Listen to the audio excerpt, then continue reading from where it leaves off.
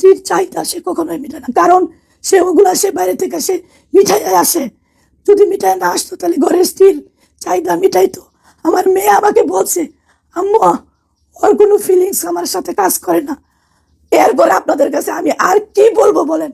আমি কি ন্যায় বিচার কখনো পাবো? আমি কি ন্যায় বিচার পাবো? আপনারা কি মনে করেন আমি ন্যায় বিচার পাবো? সে এসে পড়ছে একটা 1.5 বছরের বাচ্চা নিয়ে, সে ওই দেবরকে সুস্থ করে বাংলাদেশে নিয়ে আসছে। আলবি ইমিগ্রেশন থেকে, ওই এয়ারপোর্ট থেকে আলবি কিভাবে বের হইল, সেটা আমার প্রশ্ন আপনাদের কাছে। আমার যদি ন্যায় বিচারের জন্য আমার যদি দেশের প্রধানমন্ত্রীর কাছে যাইতে হয়, আমি তাও যাব।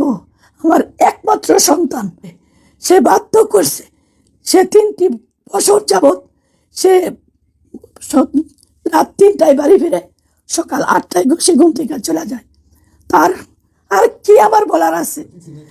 সেই মেয়েটা ওর প্রত্যেকটা নাটকের দেখেন ওর সাথে কিভাবে ডলাডলি করে সে নাটক করে। আমার মেয়ে জন্মদিনের জন্য অপেক্ষা করতেছে, সে 2টা পর্যন্ত। কখনোই ইকরাকে শারীরিক সুখ দিতে পারতো না আলবি, কারণ বাইরে গিয়ে আকাম কুকাম করে আসতো আলবি। নিজের মেয়ের নিয়ে এসব কথা বলল আলবির মা। ভাবা যায় একজন মার কাছে কতটা কষ্টদায়ক এই কথাগুলো, কতটা কষ্ট নিয়ে এই মহিলাটা কথা বলছে। নিজের একমাত্র সন্তানকে হারিয়ে পাগলের মতো হয়ে গেছে ইকরার মা। দেখেই বোঝা যাচ্ছে কত পরিমাণের কষ্ট পেয়েছে।